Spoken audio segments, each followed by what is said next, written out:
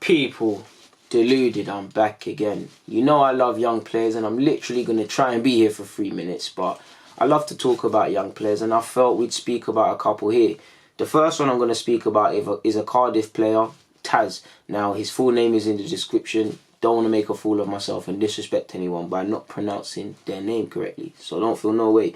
But I really like Taz from what I'm seeing in clips online and whatnot, and rare little footage at under 18s and 23s level in Cardiff Academy. He looks fairly decent, people.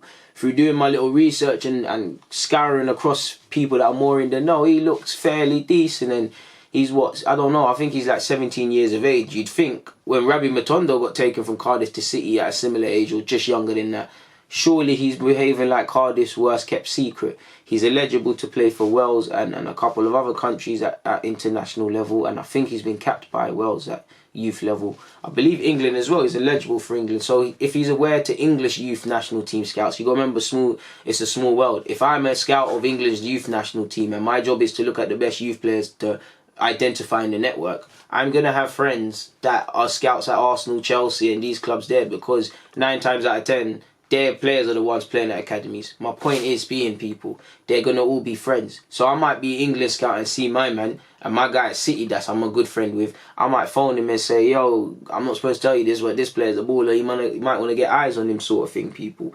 I'm surprised he's still at Cardiff, but who knows? He's scoring goals for fun in their academy. He looks really decent.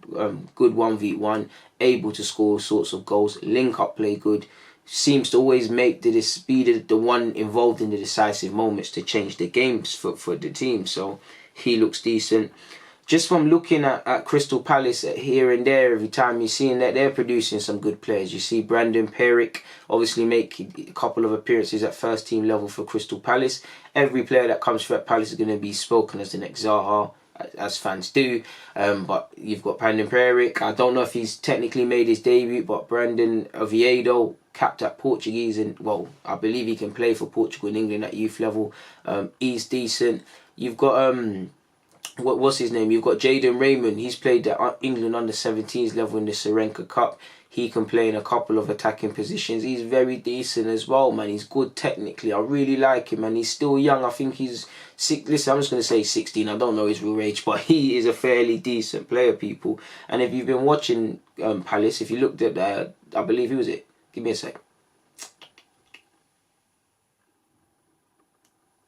3-2, was it? I can't remember the scoreline. I believe it was 3-2 Palace QPR. I can't remember the scoreline. I could be wrong, but in the QPR versus Palace highlights, you see Kamani.